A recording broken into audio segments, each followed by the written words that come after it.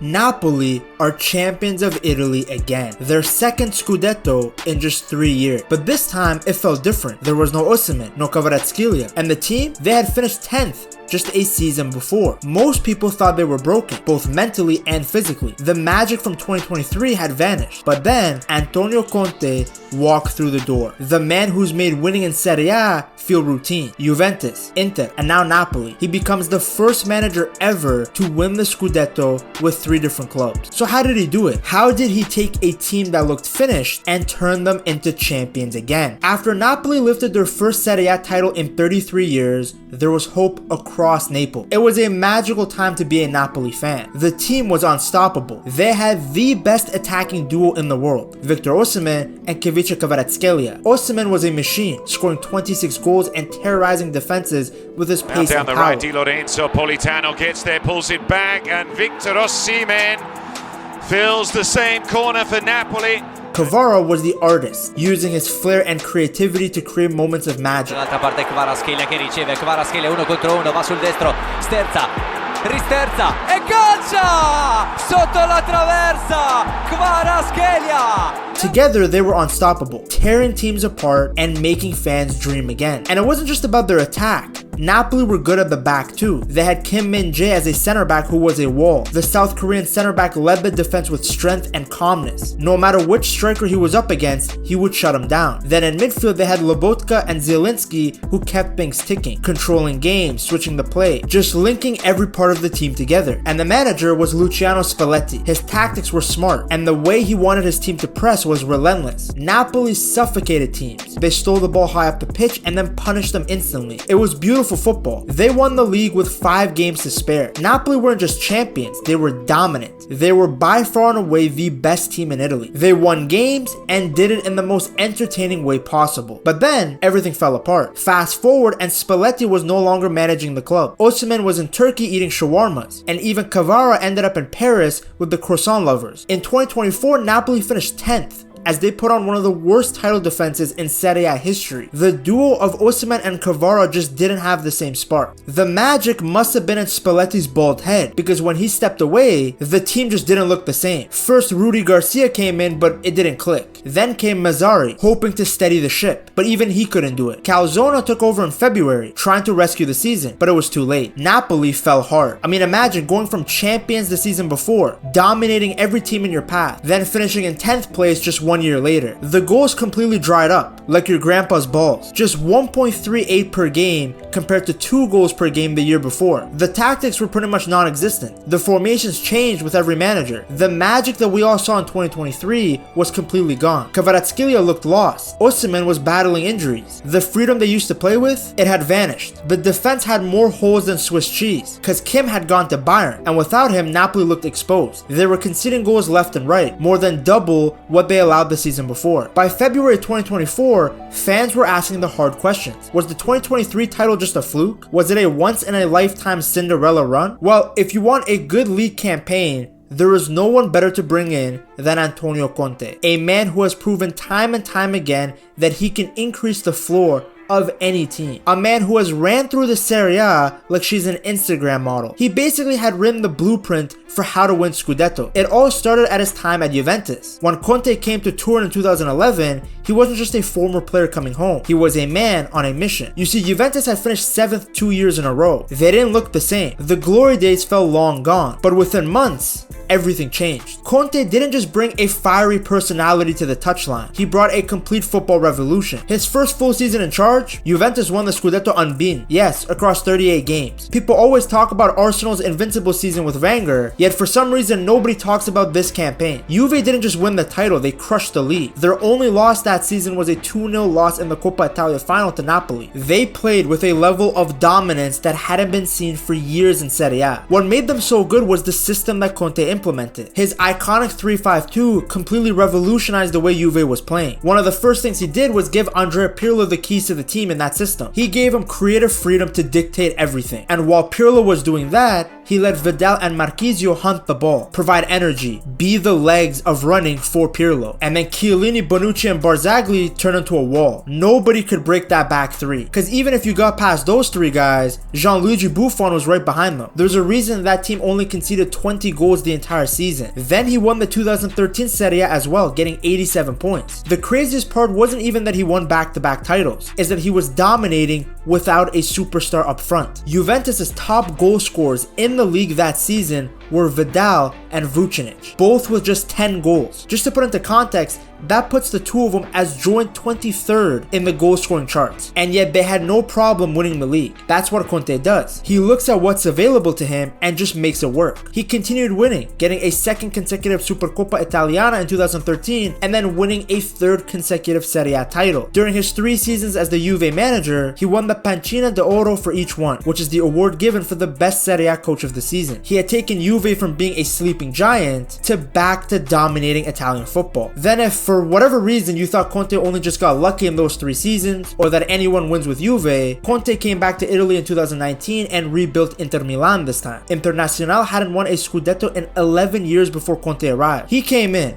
took over in 2019, reached the Europa League final in his first campaign before winning the Serie A by 12 points. Just think about that for a second. Juve's 9-year dominance was built on the foundation that Conte had set, and the man to come in and disrupt the old ladies' monopoly of Italian football was Conte himself. He's genuinely a beast. And then not to mention, in between that time, he also went to Chelsea and won a Premier League there. I wanted to focus on his history as a manager in Italian football, but this guy is just a serial winner. And yet when he was hired as the Napoli manager, some people still weren't convinced. Yes, with Antonio Conte, 1 game a week, Napoli is second, third favorites for the Scudetto. What kind of gums next season? did they give him? Was those just I disagree. I'm coming to that. Hold on a second. Did I just hear that Yes. with Conte, Napoli are going to be Scudetto favorites? I said, Despite his history of success, especially in Italy, many felt the job was too hard, especially since it was very obvious that his star striker Osimhen wasn't going to stay at the club. This was a problem, because remember Conte's famous quote, "You can make a mistake with your wife, but you cannot make a mistake with your striker." So what did the Italian do? He brought in a guy that had always been reliable for him. The man who helped his Inter side win the Scudetto, Romelu Lukaku. Now you could write a fan fiction on these two. You put the history between these two guys as a prompt into that new Google AI, it's gonna make you a romantic comedy film. Every time these two had gone together, they won football matches. And Conte had always known how good Lukaku is, because when he had joined Inter, he told the club's hierarchy that getting Lukaku should be their absolute #1 priority. It took a club record fee to make it happen, but it was worth it. Inter were Italian champions the following season. I told you guys, Conte has the secret formula. He knows what it takes to win, and the first step is always to bring in a good striker. So as soon as he got to Napoli and brought in Lukaku, the script was so obvious. The Belgian became the heart of Napoli's attack. Now he didn't score as many goals as he used to, but when Napoli needed him the most, he showed up.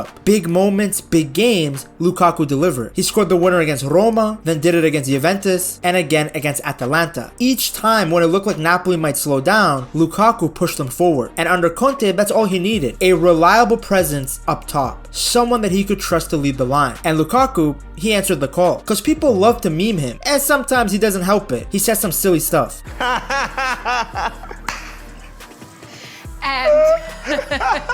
But as a striker, he's been absolutely incredible throughout his career. You look at all the different clubs he's been at, his goal scoring numbers are always very impressive. Has he missed big chances throughout his career? Sure, but his stint with Napoli also showed that he can step up in the clutch. Now the attack wasn't the only area that was reinforced. Napoli's midfield also got a big boost with the signings of Scott McTominay and Billy Gilmore. Together, they brought the perfect mix, power and skill. McTominay has been a machine. At Manchester United, he was often played too deep. Shocker, a player was misprofiled at United, but Conte saw something different in him. He pushed McTominay higher up the pitch, closer to goal, and it worked beautifully. His strength, energy, and smart runs into the box were key to breaking down those tight defenses in Italy. And he's not just about attacking. His ability to win the ball back and start quick counterattacks also fit perfectly with Conte's game plan. In a system that was built on a strong defense and quick transitions, McTominay became one of Napoli's most important players. And then of course next to him, Gilmore kept things moving, calm, sharp, and always thinking one step ahead. He was the man to dictate the rhythm, control the tempo of matches. This midfield duo helped bring balance back to Napoli, and it's a big reason why they were champions again. It's actually fitting fitting that on the final day, it was goals from McTominay and Lukaku that clinched the win that Napoli needed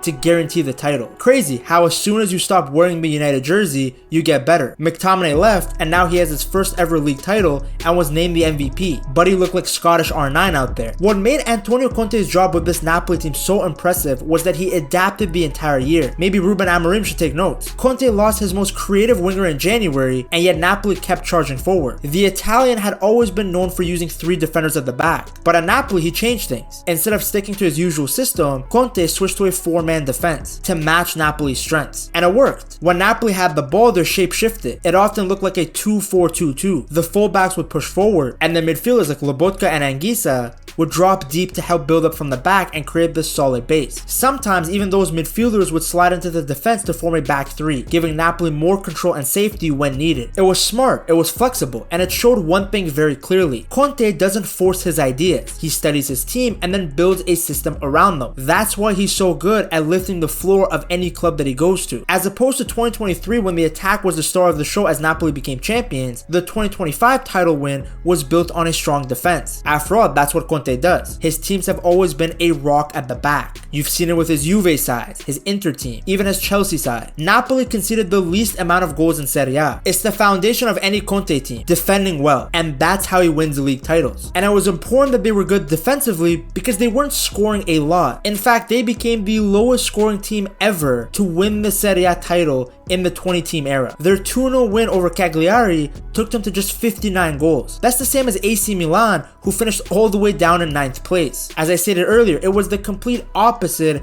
of how Spalletti's side won in 2023, where they were just banging goals left, right, and center. From the moment that Conte had joined the club, he made sure that they were defensively solid, disciplined, and hard to break down. They didn't blow teams away, but they didn't need to. They were efficient, ruthless, and impossible to beat when it mattered. When you don't score as many goals as most champions, you need players who show up in big moments. And as good as Lukaku was, Napoli's most clutch player was actually Scott McTominay. As I told you guys, he was completely transformed under Conte in a more attacking role. He scored 12 goals from midfield, and we're not talking about tap-ins. I mean, look at this goal to give Napoli the lead. A moment of brilliance at a point in the season when Napoli needed it the most.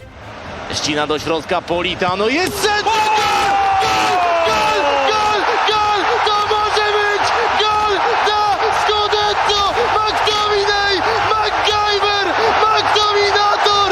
Co za nocy! Conte trusted him, and McTominay delivered time and time again. Leaving United, the club where he had spent nearly all of his life, for a new country in the previous summer was a brave move. Now it looks like the best decision he ever made. The fee of £25.7 million looks like an absolute bargain. United were so desperate to get the money for him for the Premier League's profitability and sustainability rules that they didn't even think twice. Ole, who was his former boss at Old Trafford, couldn't believe it either. Fast forward and he celebrates winning the first league title with Napoli as the MVP, while United faced their worst ever season since the mid-1970s. McTominay scored 12 goals in Serie A for Napoli, and he got another one in the Coppa Italia. He was the Serie A player of the month for April. He was also the top scoring midfielder in Serie A for the entire 2025 season. It shows you just how good Conte is as a manager, that he saw McTominay and changed his system to put the Scotsman in the best condition to play. In Conte's setup, McTominay is not a builder. He doesn't help dictate the play or sit deep. He's a raider. He's the type of player to crash in the box. And it worked perfectly because Napoli had a number 9 like Romelu Lukaku who's able to hold up the play and create these chances for late runs from midfield. That's why McTominay ranked near the top for midfielders to touch the ball in the opposition penalty area, and also for duels won in Serie A. The fact that he could score and he would run non-stop made him an instant fan favorite. They love him in Napoli. They even call him McTerminator. And the name is fitting because he really did destroy teams in the Serie A. 8 of his goals came when the score was 0-0. Maybe the magic is in the tomatoes that he couldn't stop raving about during his interview with The Athletic. Imagine going from food in Manchester to real fruits and vegetables. This guy upgraded in every single way. Words cannot stress how impressive of a job Conte has done. The team was mid-table the season before he joined. They were 15 points off qualifying for the Champions League and a full 41 points behind Inter,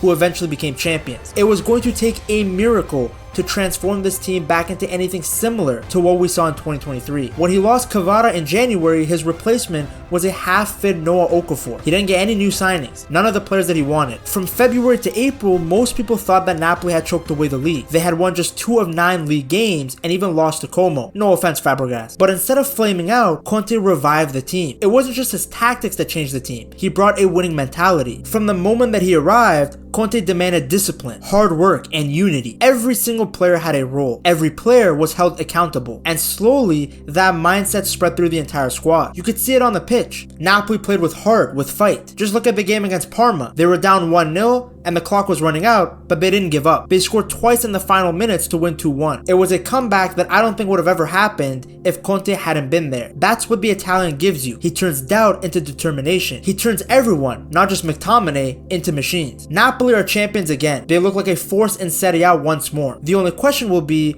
will Conte stay? De Laurentiis hope so, but as we saw with Luciano Spalletti, you never know. Conte has shown that after a few seasons he can crash out. Only time will tell. But right now, Napoli fans are enjoying the moment. Now, Conte's side isn't the only team that's making noise from Italy. Inter went on a magical run in the Champions League. To see just how good Internazionale have been, you gotta check out this video right here.